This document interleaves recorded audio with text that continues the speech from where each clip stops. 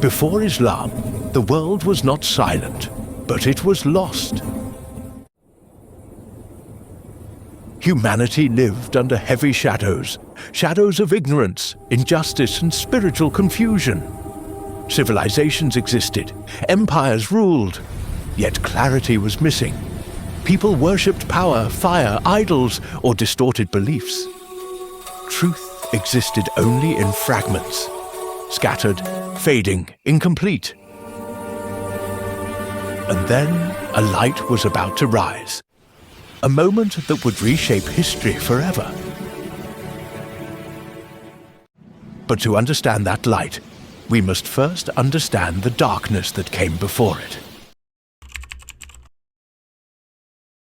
Many people believe they know Islamic history, but most only know the ending, not the beginning. This story is not just for Muslims.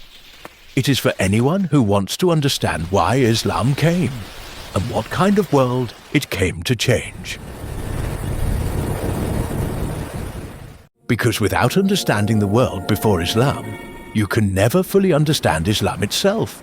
So take a moment, settle in, and let us travel back in time. Prophet Muhammad was born in the year 571 CE.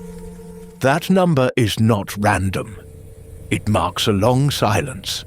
571 years since the last divine messenger before him, Prophet Jesus, peace be upon him.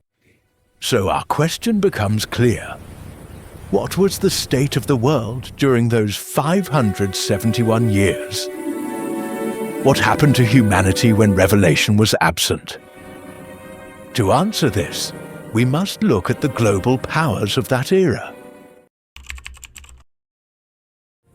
One of the two great superpowers of the world was the Roman Empire. Its influence stretched from Western Europe to North Africa, to the lands of the Levant. At first, the Romans were idol worshippers. Even when Prophet Jesus was sent, in lands under Roman control, they rejected his message. Centuries later, Emperor Constantine adopted Christianity in 313 CE.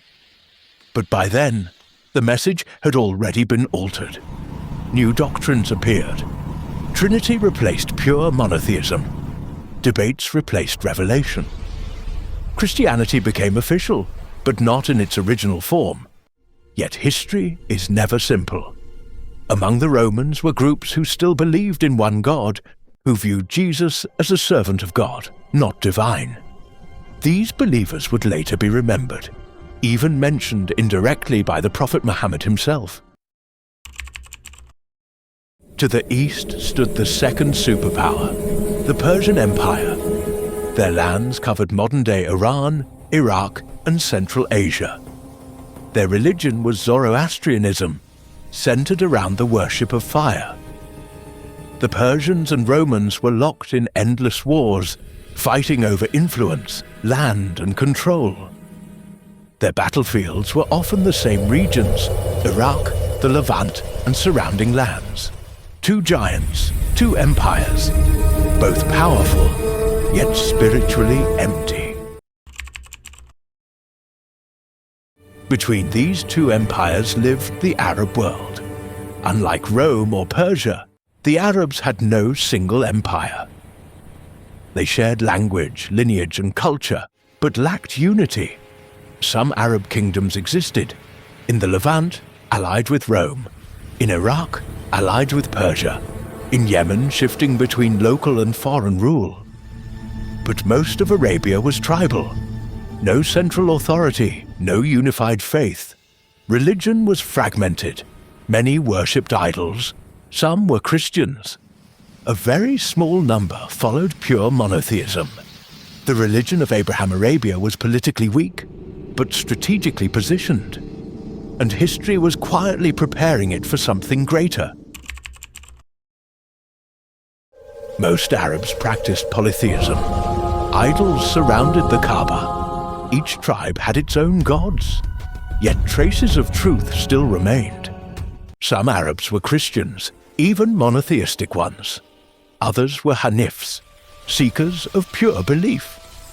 Among them was a man named Waraka ibn Nawfal, a name that would later reappear at a critical moment in history.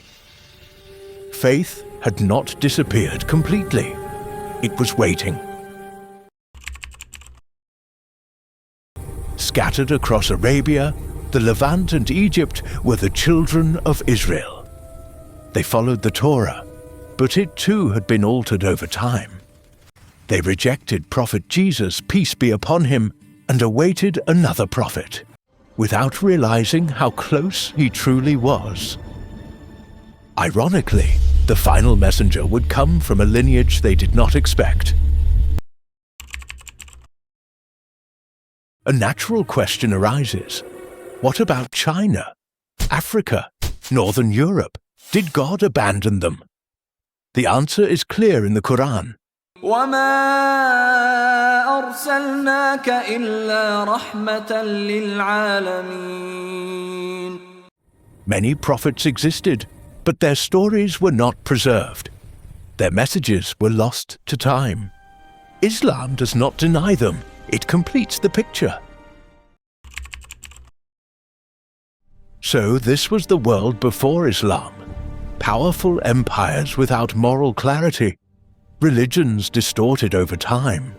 Arabia divided but strategically central humanity, searching but unsatisfied. The stage was set, not for another empire, not for another philosophy, but for revelation. Now that you understand the world before Islam, you are ready for the next chapter. The events before the birth of the Prophet, peace be upon him. The signs, the moments that quietly announced change. This journey has only begun. If this story helped you see history differently, share it with someone you care about. And join us as we continue this journey, step by step, from darkness into light. This is Discover Islam.